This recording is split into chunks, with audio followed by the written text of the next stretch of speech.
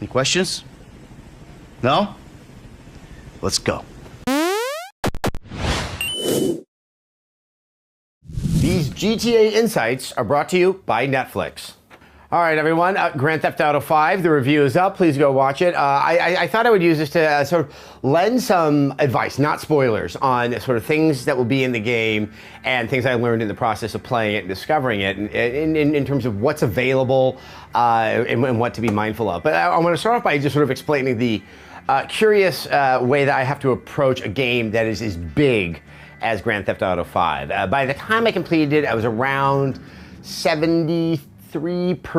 I had done all of the main side quests, I had done all of the main missions, and I had engaged in quite a few of the activities on the board. That amounted to about somewhere between 60 and 70 hours. I never know perfectly, because sometimes I do go to the bathroom and make myself a cup of coffee or have some water or maybe a good cry.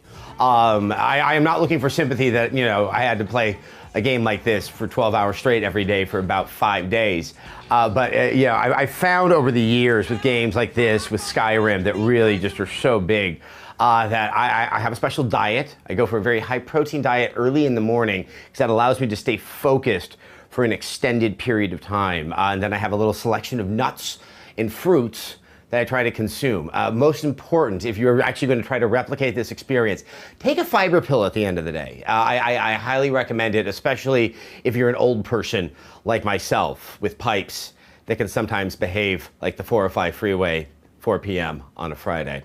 Beyond that, it is one of those tricky things where you can go on autopilot when playing a game, and I don't want to do that, so I'm reviewing it. I want to experience everything, and I'm always keeping an eye on what time it is, how long I've played, because here, when we do the video reviews, we have to allow for about 48 to 72 hours to take a lot of the footage that was captured and then combine that with the stuff that I speak onto the camera. So it's not, you have to be careful about those time sensitivities, and obviously we did make it. I tip my hat off to the wonderful Zach Miner for the minor miracle that he pulled off with this review. Now, one of the key things that struck me when I start the game is it doesn't kind of do the 52 pickup where it just throws you out in the world and it's like, okay, there you go. The side missions emerge over time, clearly triggered by main story events. And they're fun, they're very distinct. I never found that I should be doing some before I do a main mission. In fact, I do believe that the order in which you do some things does change some of the dialogue that acknowledges past things or encouragement to go do things that you haven't done yet in the game. Now, one of the coolest things that's in Grand Theft Auto 5 is that you do have stats for the various characters. Franklin is very good at driving. And Trevor is quite good at flying from the outset, although all three characters can engage in those activities, but you build them up by doing them. And that makes some of the side things, tennis, the shooting galleries, darts, all of those work to your benefit of building up those skills. And thankfully, they're a lot of fun. I could have played the tennis game inside of Grand Theft Auto 5 for many hours. I'm probably going to go back and do that because it really works and it's quite enjoyable. And the races also are a lot of fun because the driving works so well in the game. It's definitely something that you don't have to kind of go grind on for a long time to get the stats up, because you will see improvements in your characters if you stick with the main missions and if you go play with the side missions. But when you start to see the bar getting close to going over the edge, it's not a bad idea to go try them out and just, you're a little bit more powerful when it comes to, moving on in the story. The other thing that became very apparent is there's a lot of hidden goodies. I don't want to give them away,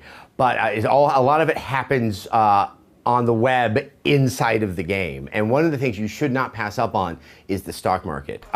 There's the one stock market, the LCN, that is affected by events that happen inside of the game. Pay attention to what you're doing and see if there's a correlation between something you're about to do and something that might be invest-worthy inside of the internet. That's not something you can do or should do in real life, but give it a shot. It's Grand Theft Auto. There's a second stock market that's a lot more volatile that appears to have impact from stuff that happens on the Rockstar Social Club. Obviously, not many people were able to, affect it through the Social Club when I played. But in both cases, the economy can be very, very tight in the game, and it's something that you want to become interested in as early as you can. You won't have a ton of money to invest, but you'll see that you can build some funds up over time. And here's my third piece of advice. Drive around and don't worry about getting lost. The roads, they're so detailed and they're so circuitous that you're gonna be looking at that mini-map a lot, and unfortunately what you're missing is the remarkable scenery that's in this game. The kind of crazy way that there's things that look like LA that really aren't LA,